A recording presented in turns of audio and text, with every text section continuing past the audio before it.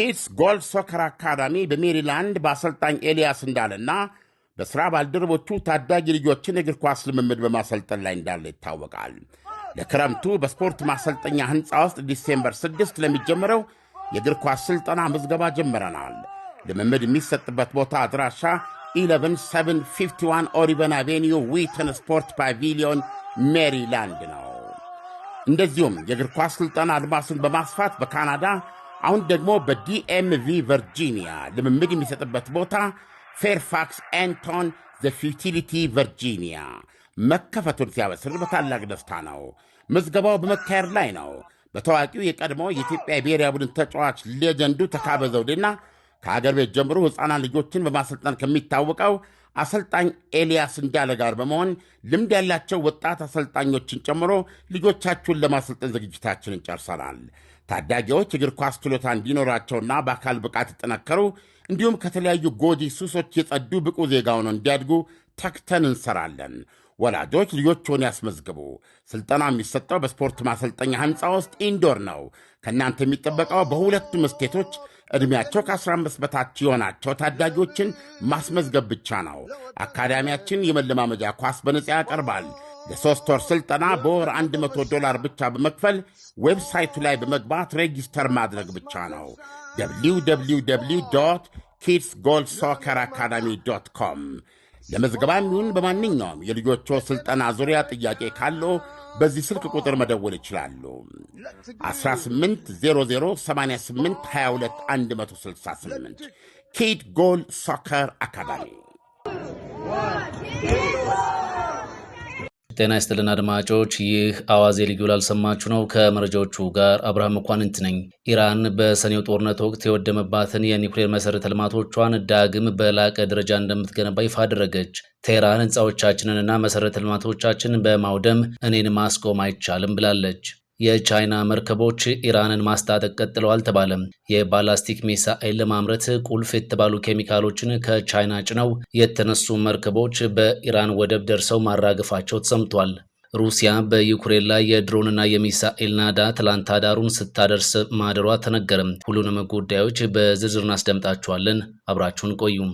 የኢራኑ ፕሬዝዳንት መሱድ ፔዜሽኪያን ቴህራን ከቀደመው በተለየ የኒውክሌር ፕሮግራሟን መገንባት ጀምራለች አሉ። የኒውክሌር መሠረተ ልማቶቻችንን ማውደም እኛን በፍጹም አያስቆመንም ብለዋል። ይልቁንስ ዳግም በበለጠ ሁኔታ እንድንገነባ አድርጎናል ማለታቸውን አልጀዚራ ዘግቧል። ፔዜሽኪያን ይህንን ያሉት አሜሪካ በሰኔው ጦርነት የኢራን የኒውክሌር አቅም ወድሟል ማለቷን በማስታወስ ነው። ፕሬዝዳንት መሱድ ፔዜሽኪያን በአዲስ ጥንካሬ የኒውክሌር መሠረተ ልማቶች እየተገነቡ እንደሆነ አንስቷል። አክለውም ይህ የቴህራን የኒውክሌር ፕሮግራም ለሰላማዊ አገልግሎት ብቻ እንደሚውል ተናግሯል። በሰኔው የ12 ቀናት ጦርነት ወቅት እስራኤልና አሜሪካ የኢራንን የኒውክሌር ፕሮግራም መምታታቸው የሚታወቅ ነው። ፕሬዚዳንት ትራምፕ በዚያን ወቅት የኢራን የኒውክሌር መሠረተ ልማት ሙሉ በሙሉ ወድመዋል ማለታቸውም አይዘነጋም። ኢራን በዚህ ሰዓት የኒውክሌር መሠረተ ልማቶችን ዳግም መገንባት ላይ ብቻ ሳትሆን በቀጠናው የውክልና ተዋጊዎቿንም ማጠናከር መቀጠሏን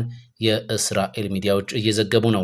እስራኤል በዚህ ሰዓት በጋዛ ከሐማስ ጋር እንዲሁም በሊባኖስ ደግሞ ከሄዝቦላህ ጋር የተኩስ አቁም ስምምነት ላይ የምትገኝ ናት። ሆኖም ግን ሌሎች በቀጠናው የሚገኙና በኢራን የሚደገፉት እንደ የመኑ ሁቲ እንደ ኢራቅ ሚሊሻዎች በእስራኤል ላይ ጥቃት በማድረስ ላይ መሆናቸውን የእስራኤል መንግስት ሚዲያዎች ዘግቧል። እናም ኢራን እስራኤልንና አሜሪካን ኢላማ ያደረገውን የትጥቅ ትግልና የአይዲዮሎጂካል ትግል እንዳላቆመች ነው እየተነገረ ያለው። ኢራን ምንም እንኳን በጋዛና በሊባኖስ የሚገኙ ተዋጊዎቿ እየተዳከሙባት ነው ቢባልም አሁንም ድረስ ግን ሐማስም ሆነ ሄዝቦላህ የማይናቅ ሀብት እንዳላቸው ተንታኞች ያምናሉ። በተለይ የየመኑ አማጺ ሁቲ አሁንም ድረስ በእስራኤል ላይ ጥቃቶችን በማድረስ ላይ ነው የሚገኘው። የጋዛው የተኩስ አቁም ስምምነት ከተፈጸመ ወዲህ በእስራኤል ላይ የሚያደርሰውን ጥቃት የቀነሰ ቢሆንም በየትኛውም ሰዓት ግን በእስራኤል ላይ ጥቃት እንደሚያደርስ ነው እየዛተ የሚገኘው። የሊባኖሱ ሄዝቦላህ ምንም እንኳን ከእስራኤል ጋር ባለፈው ዓመት ዳር ላይ የተኩስ አቁም ስምምነት ላይ የደረሰ ቢሆንም ጥቃት ከማድረስ ግን አልተቆጠበም። እስራኤልም ቡድኑ የሚያደርሰውን ጥቃት መሰረት በማድረግ የመልስ ምት ትሰጣለች። ነገር ግን አሁንም ስምምነቱ በይፋ አልተጣሰም። አሜሪካ የሊባኖስ የሲቪል አስተዳደር ቡድኑን ትጥቅ እንዲያስፈታም ግፊት ማድረጓን ቀጥላለች።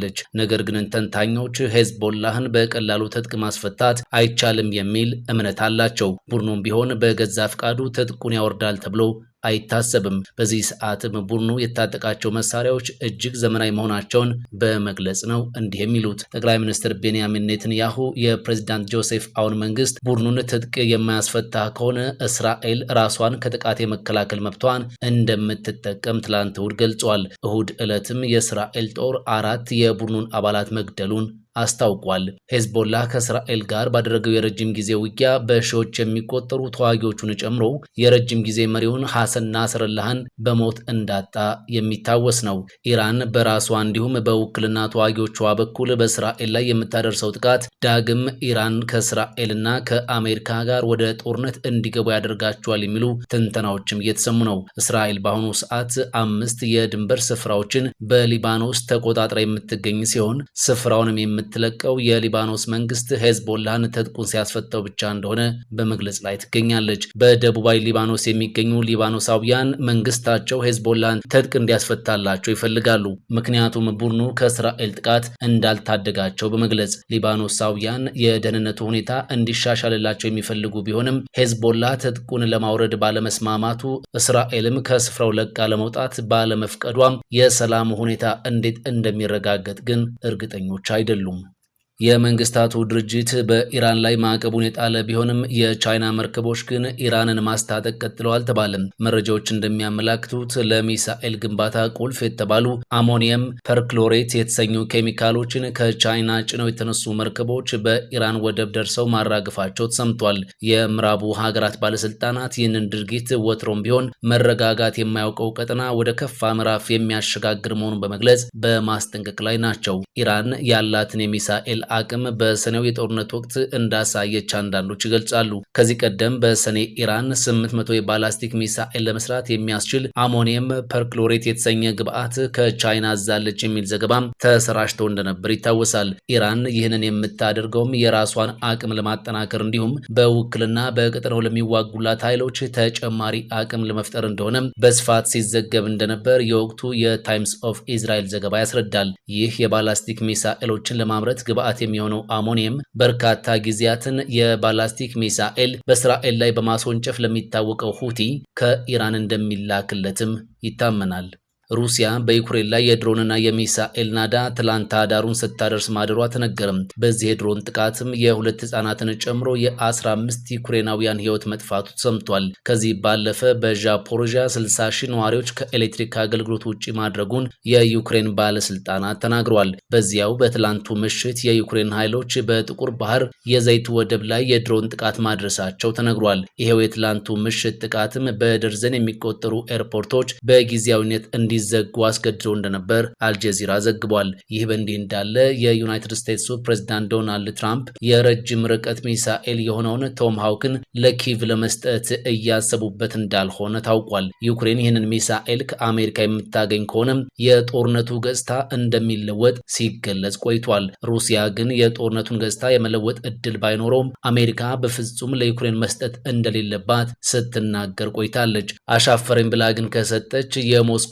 የዋሽንግተን ግንኙነት እንደሚሻክር በተደጋጋሚ አስጠንቅቃለች። አሁን ፕሬዝዳንት ትራምፕ ለመስጠት እያሰቡ እንዳልሆነ ነው እየተነገረ ያለው። ከዚህ ቀደም ፕሬዝዳንት ትራምፕ ቶም ሃውክ ለኛው ለራሳችን ስለሚያስፈልገን ለኪቭ አንሰጥም ማለታቸው አይዘነጋም። በሰሜን አፍጋኒስታን በተፈጠረ የመሬት መንቀጥቀጥ ቢያንስ 20 ሰዎች ሕይወታቸው አልፏል ተባለም። ከሟቾቹ በተጨማሪ ከ300 በላይ ሰዎች መቁሰላቸው ተሰምቷል። 6.3 በተለካው የመሬት መንቀጥቀጥ ነው ይህ ጉዳት መድረሱ የተዘገበው። ዛሬ ሰኞ ማለዳ ላይ በሰሜናዊ አፍጋኒስታን የተከሰተው የመሬት መንቀጥቀጥ 20 ሰዎችን ገድሎ ከ300 በላይ የሚሆኑትን ደግሞ እንዳቆሰለ ከስፑትኒክ ዘገባ ላይ ተመልክተናል።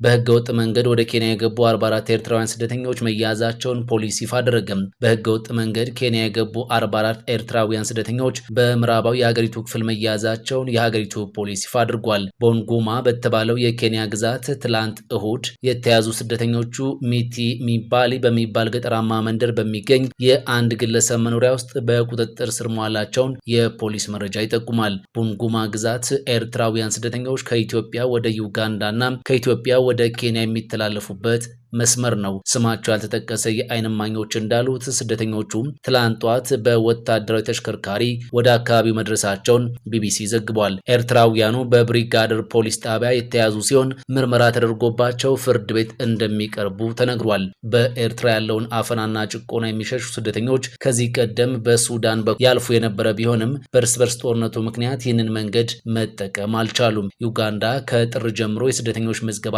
እንዳቋረጠች ማስታወቋን ተከትሎ ኤርትራውያንና ኢትዮጵያውያን ስደተኞች ወደ ኬንያ እየተጓዙ ነው። ሆኖም ግን የኬንያ መንግስትም የስደተኞች ምዝገባ ለማቆም በመወሰኑ ስደተኞች ወደ ሊቢያ እየተሻገሩ እንደሆነ ቢቢሲ ዘግቧል።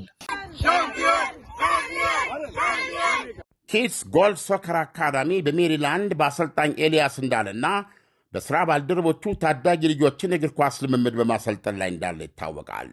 ለክረምቱ በስፖርት ማሰልጠኛ ሕንፃ ውስጥ ዲሴምበር 6 ለሚጀምረው የእግር ኳስ ሥልጠና ምዝገባ ጀምረናል።